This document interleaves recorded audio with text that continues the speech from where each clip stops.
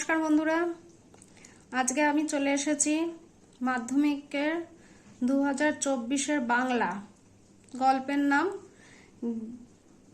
জ্ঞানচক্ষু এর সাজেশন নিয়ে টেস্টের 3 নম্বরের প্রশ্ন নিয়ে 3 নম্বর মার্কসের যে প্রশ্নগুলো সম্ভাব্য আসতে পারে অ্যাজ এ সাজেশন সেগুলো আমি বলতে চলেছি।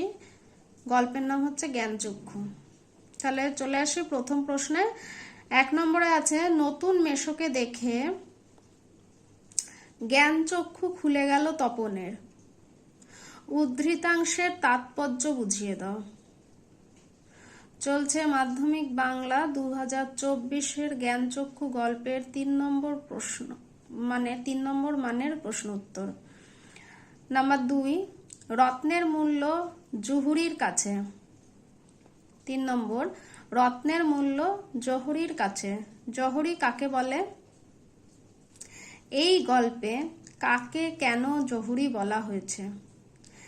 এই গল্পে কাকে কেন জহুরি বলা হয়েছে? 3 নম্বর, পৃথিবীতে এমন অলৌকিক ঘটনাও ঘটে। 3 নম্বর, পৃথিবীতে এমন অলৌকিক ঘটনাও ঘটে। কার মধ্যে কেন এমন ভাবনার উদয় হয়েছিল? কার মধ্যে কেন এমন ভাবনার উদয় হয়েছিল? 4 নম্বর, গভীরভাবে সংকল্প করে তপন। গভীরভাবে সংকল্প করে তপন। তপন কি সংকল্প করে? তপন কি সংকল্প করে? তার এরূপ সংকল্পের কারণ কি?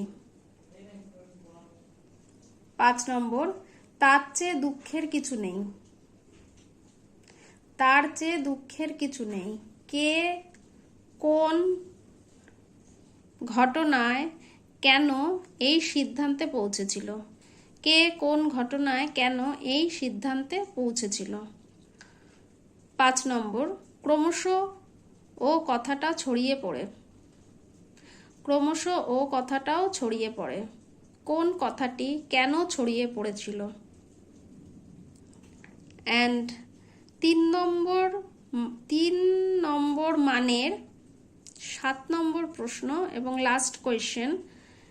এই গল্পের জ্ঞানচক্ষু গল্পের 7 নম্বর প্রশ্ন 3 নম্বর মানের, এটাই সাজেশন টেস্টের। সেটা হচ্ছে, নিজের পাকা হাতের কলমে কার কথা বলা হয়েছে?